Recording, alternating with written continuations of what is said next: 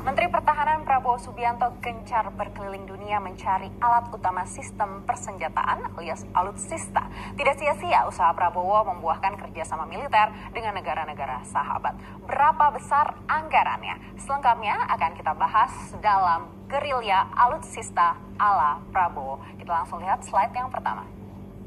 Hasil belusukan Prabowo memberikan hasil nyata dalam kerjasama militer Indonesia dan Jepang. Pada kunjungan per 30 Maret 2021, Menhan Prabowo Subianto ditemani Menlu Retno Lestari menemui Menhan Jepang Nobuo Kishi dan Menlu Jepang Toshimitsu Motegi di Tokyo. Dan kunjungan ini menghasilkan kesepakatan ekspor alutsista ke Indonesia. Tidak hanya pembelian alutsista, tapi juga ada unsur transfer teknologi juga.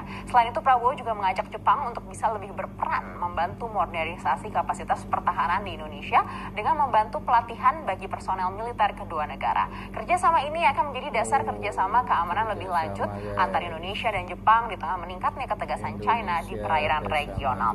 Jepang adalah mitra dagang terbesar kedua Indonesia dan juga adalah investor keempat terbesar di Indonesia.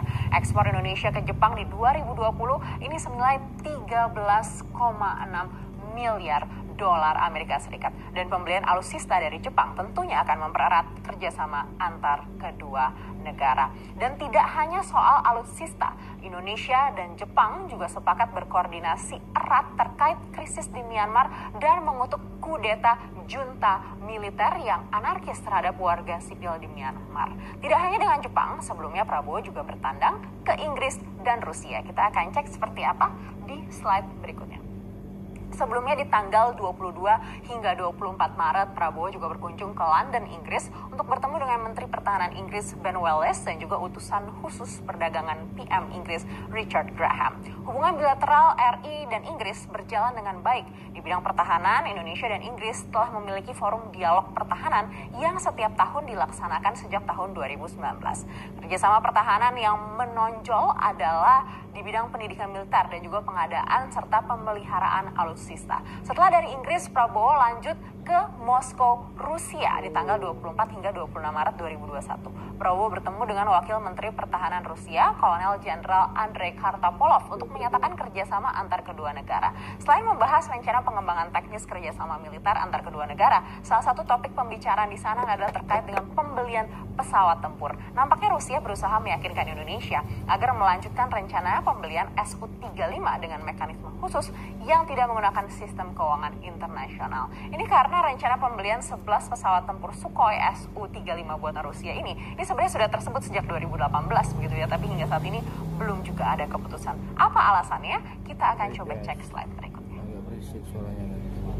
Sebenarnya rencana Indonesia membeli pesawat tempur ini sudah nyaring terdengar sejak tahun 2015. Tidak hanya dari Rusia tapi juga dari negara-negara lainnya. Di 2015 ini bahkan manajemen Lockheed Martin dari Amerika Serikat sudah bolak-balik ke Jakarta untuk promosi. Tadinya sempat terendus juga kalau Indonesia akan mengakuisisi F-16V Lockheed Martin milik Amerika Serikat. Tapi kemudian terjadi pergantian kepemimpinan Kemenhan di 2019. Dan Prabowo sepertinya tidak terlalu tertarik dengan Lockheed Martin karena tidak memenuhi persyaratan, yaitu pesawat tempur bermesin ganda.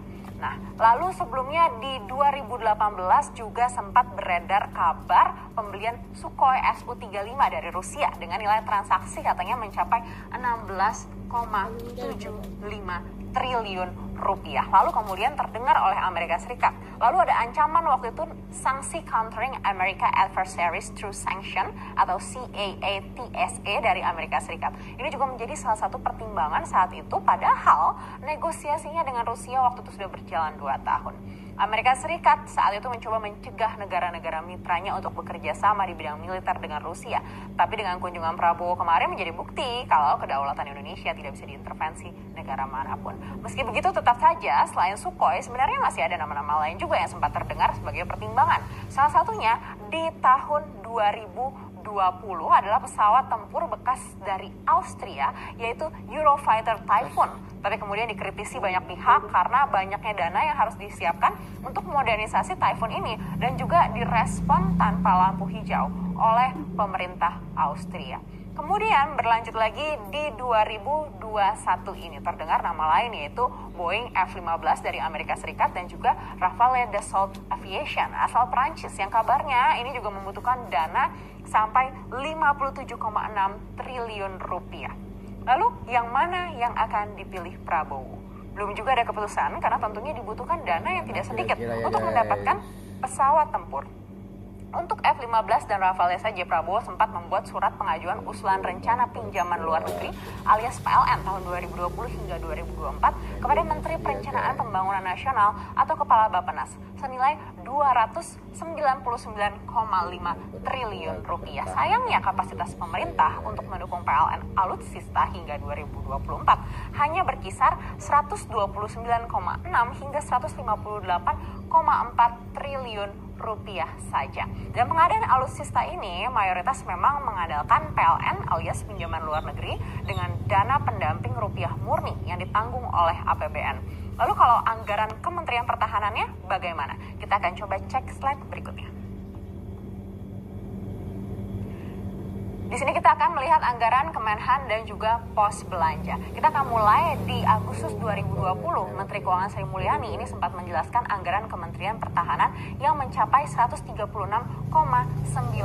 triliun rupiah dan ini juga lebih tinggi dari yang sudah dilihat dari tahun-tahun sebelumnya begitu ya. Bahkan juga sudah diusulkan pertama kali dalam kerangka ekonomi waktu itu.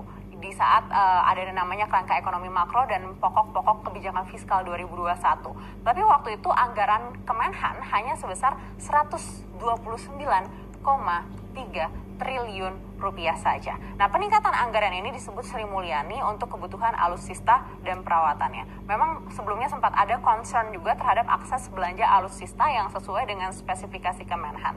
Tapi sesuai yang disampaikan Presiden Joko Widodo, kebutuhan alutsista sebagian akan dipenuhi dengan peningkatan produksi di dalam negeri begitu ya. Memang kalau kita lihat sejak tahun-tahun sebelumnya, anggaran belanja di Kemenhan ini cukup fluktuatif. Di 2016 hanya 98,1 triliun rupiah. Lalu di 2017 naik jadi 117,3 triliun rupiah. Kemudian di 2018 turun lagi jadi 106,7 triliun rupiah. Dan di 2019 ini mulai menanjak lagi hingga ke 115,35 triliun rupiah. Dan di 2020 ini semakin menanjak lagi hingga 117,9 triliun rupiah. Dan kalau kita bandingkan dengan tahun-tahun sebelumnya, memang tahun ini paling tinggi yaitu mencapai tadi ya 136,9 triliun rupiah. Disebutkan kalau anggaran Kemenhan ini digunakan untuk mendukung pencapaian target prioritas pembangunan nasional di bidang pertahanan. Ada beberapa sasaran di 2021 yang juga sudah disampaikan oleh Menteri Pertahanan Prabowo Subianto begitu ya. Ya salah satunya tadi untuk mendukung pengadaan alutsista sebanyak 5 paket. Lalu juga ada pengadaan amunisi kaliber kecil 1 paket, lalu juga ada kendaraan tempur 12 unit termasuk juga KRI, KAL, Alpung dan juga Rampur atau Rantis Mantra Laut 14 unit serta pengadaan atau penggantian pesawat udara dan lainnya sebanyak 4 unit. Jadi ya memang sudah ditulis juga begitu ya soal pesawat udara dan lainnya. Ini berarti mungkin memang tahun ini mungkin kita akan mendapatkan pesawat tempur yang baru. Kita tunggu nanti seperti apa keputusannya dari Menhan. Terima kasih guys sudah